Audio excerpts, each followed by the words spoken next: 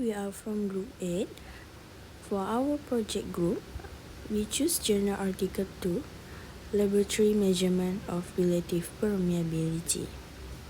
So our slide contain calculations, problem and assumption, practical application, and discussion and recommendation. So today we will start our presentation from our friends Sharma. So for part A, the question asks for the draw a relative permeability curve for given sample, and the sample we choose is the number 315.1 core sample. And in order to calculate the permeability curve, we have to calculate three important things, which is the normalized wetting phase saturation. The symbol for that is SW star above it, and for the formula is SW star equals to SW minus SWR over 1 minus SWR. And the second formula is the relative permeability for wetting phase, which is KRW equals to SW star power of 4.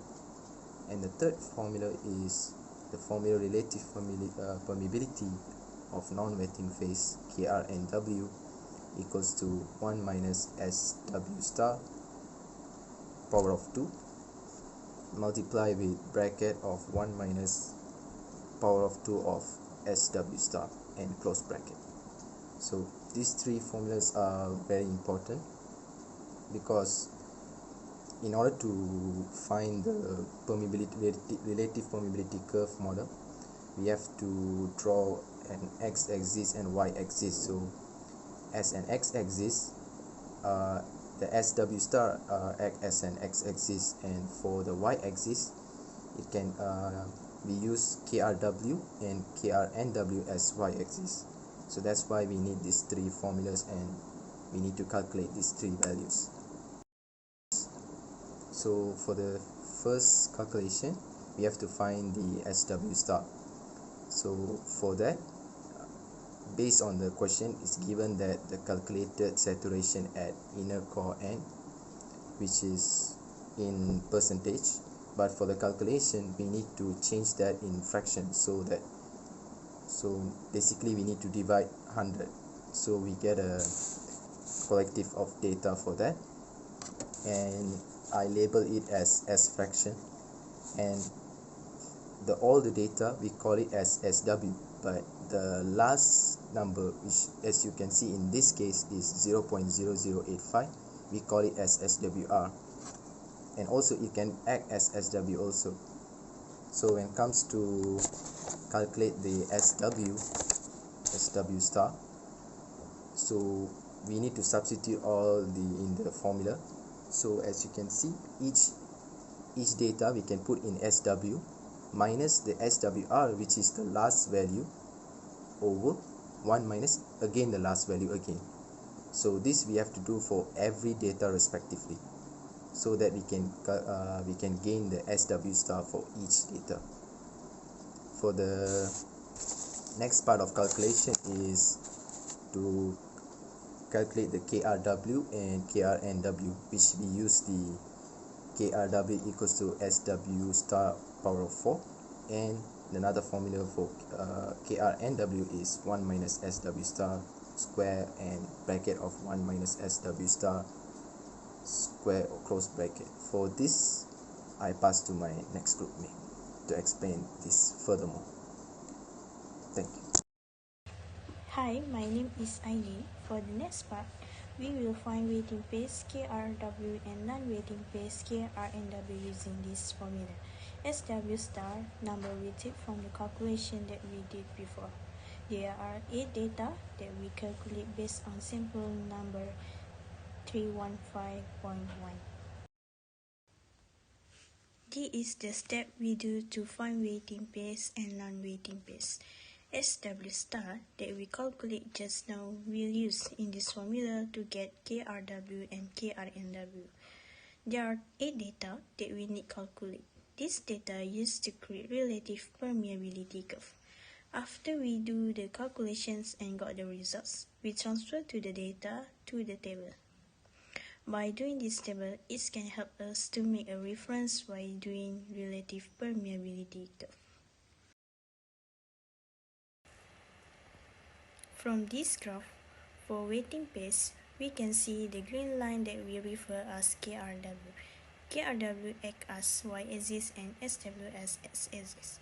For non-wetting pace, the blue line shows KR and W.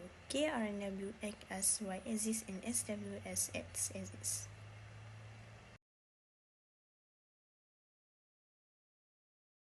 For the single core dynamic method, the boundary effect is reduced by applying a rate of fluid flow which is high enough to make insignificant the effects of the saturation gradient in the short test core. For the physical principle use, the oil and gas phase were introduced directly into the core from a feed head. No boundary effect observer was used. Its limitation is it was discovered that at low rates of fluid flow, the measured relative permeability to oil changed with flow rate. When a sufficiently high flow rate was reached, however, this fluctuation disappeared and the relative permeability became independent of flow rate. The pain state method was used to determine relative permeabilities using kerosene and helium as the fluid phase.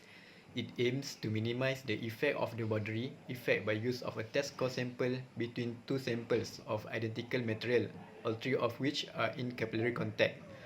For the physical principle use, the boundary effect might thus be confined to the downstream sample in principle, with no saturation gradient present in the sample under test.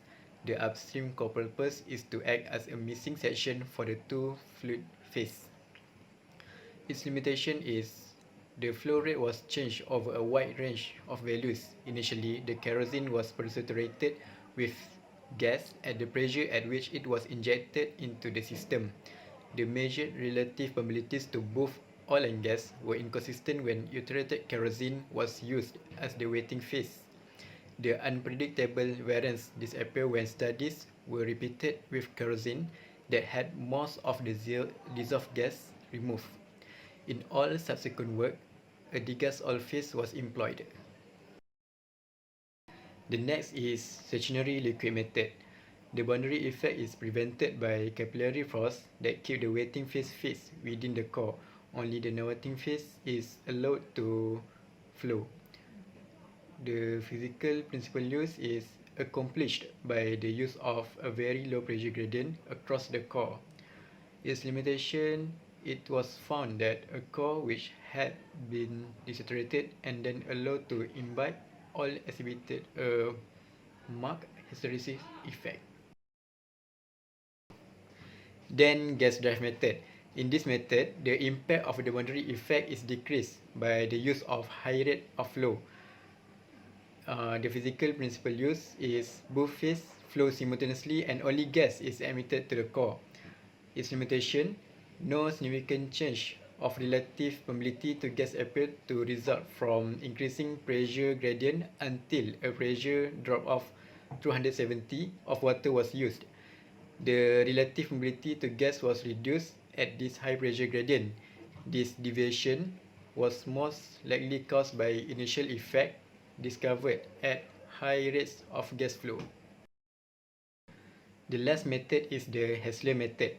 The Hessler method prevents the boundary effect by controlling and equalizing the capillary pressure at both ends of the core.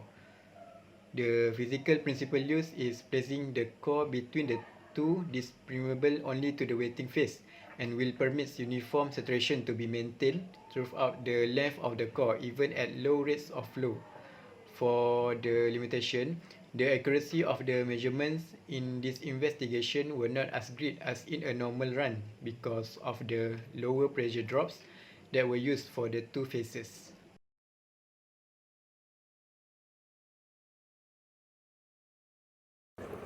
Hello, my name is Siti Nazarada Aini, and I will present about method of the solution.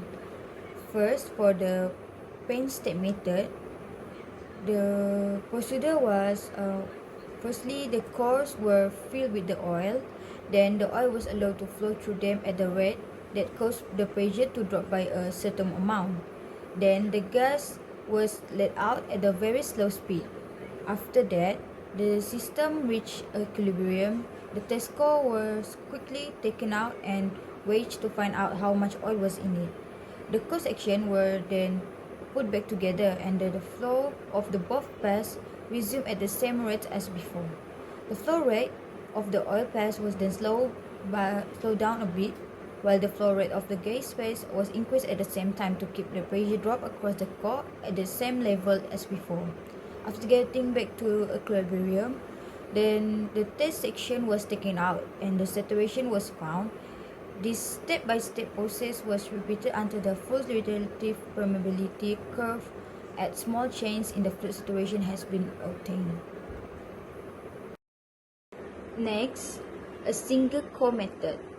From the feed head, the oil-gas pass went straight into the core. There was no use of a boundary effect observer. In this method, the core sample was first filled with the oil pass until it was completely full. Then, a rate of oil flow was set that would be matched a drop in pressure across the core that had been already planned. Then, a small amount of helium was slowly added into the core once equilibrium was reached. The oil saturation was determined by weighing the mixture. In each step, higher gas flow rates and lower oil flow rates were used to figure out the full relative permeability saturation relationship. The third method is stationary liquid method, which is to get a relative permeability saturation curve for a gas. The oil-filled core was used as a starting point.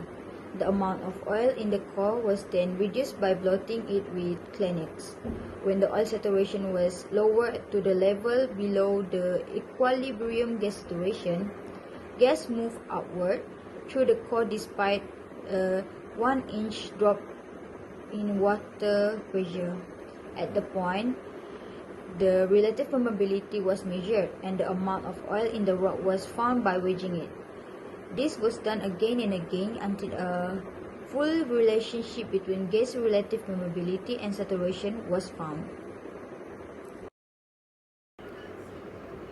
Next was gas drive method.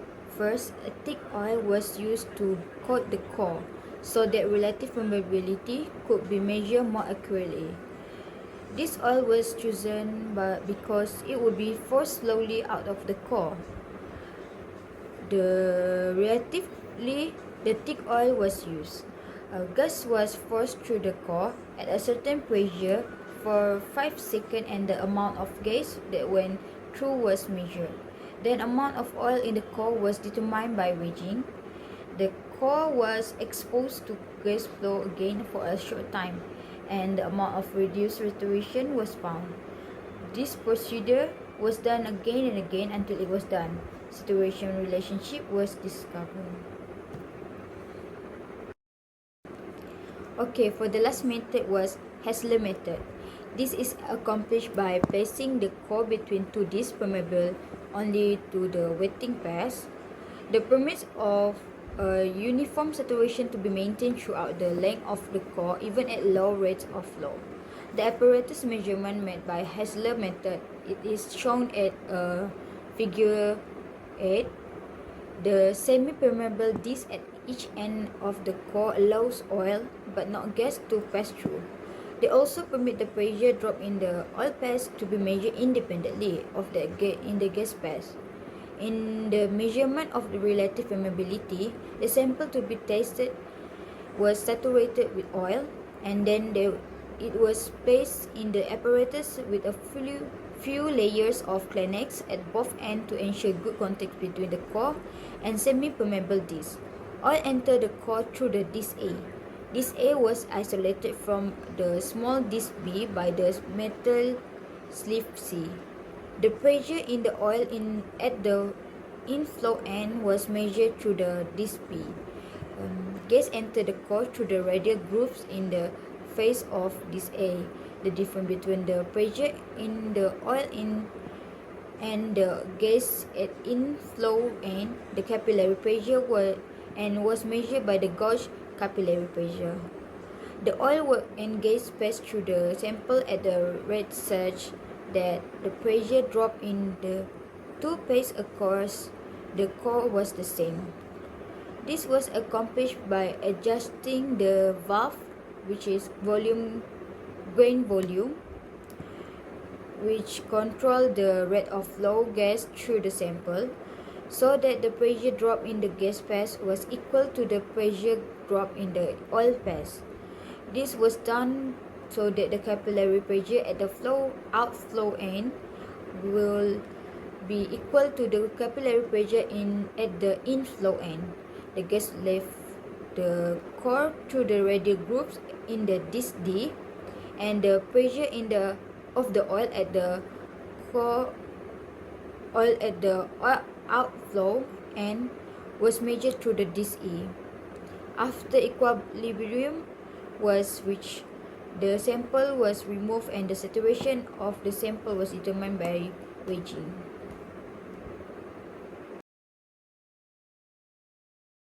Hi, I'm Dayang. I'm going to present on the discussion and recommendation part. For the discussion part, I'm going to discuss all the 5 methods. The first one is Penn State method. The graph shown is the histories, relative permeability of Penn State method. If the imbibition is started at 0 or saturation, the relative permeability to gas will be lower than the results. Second method is single core dynamic method. The graph shows the effect of oil viscosity on relative permeability of single core dynamic. From the graph, the 14-fold difference in rate of flow had no effect on relative permeability saturation relations. It also showed that relative permeability has no function of the rate of flow in absence of boundary effect. Next is stationary liquid method. The graph shows the histories relative permeability of stationary liquid. The graph obtained is also the same as Penn State method. It is also showed that the presence of brine had no effect on relative permeability to oil. And to know the irreducible minimum, we need to sketch the capillary pressure curves. Also, in many cases, the relative permeability to gas that reach 100% at oil saturation is more than irreducible minimum saturation. Third method is gas drive method. From the graph, we can say that the relative mobility is varied with pressure is similar with the core dynamic method. When the pressure is high, there will be no effect on relative mobility to oil, but the relative mobility to gas will decrease. This probably due to initial effects that happen at high rate of gas flow. The last one is Hassler method. The graph shows the effect of countercurrent flow of Hassler method. It is the same as usual relative permeability curves. The curves are the same whether the two phases flow concurrently or in opposition. The result obtained from this method some kind not so accurate. This is due to the lower pressure drops that used for two phases.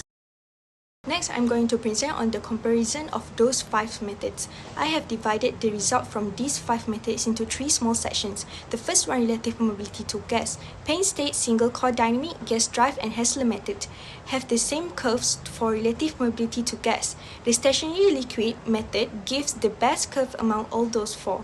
But generally, relative mobility of gas is lower than the experiment. This results in an equilibrium gas saturated that greater than value of others. For relative mobility to oil, Penn State, single core dynamic, and gas drive gives the same results, except for the regions of high oil saturation. The values from gas drive method sometimes a bit higher, while Hassler method gives the lower result than others. The last section is duration of measurements. The slowest out of all to measure relative mobility is Hassler method. It requires almost 1 week per sample. Gas drive method is the faster method. It only requires an hour to complete relative mobility curve. Penn State and single core dynamic methods can measure 1 or 2 core sample per day, and stationary liquid method can measure up to 4 cores per day. The last part to end my presentation is recommendations. Any relative permeability results that subject to error caused by boundaries effect can be improvised and minimize the error by using high rates of flow. All 5 methods give the same results for relative permeability to gas, but region of equilibrium gas saturation was different for stationary liquid method, where the methods are generally low. From this report, Penn state method can be modified by using long core sample. This is to obviating the need for reliance on capillary contact between sections. That's all from me and my teams. Thank you.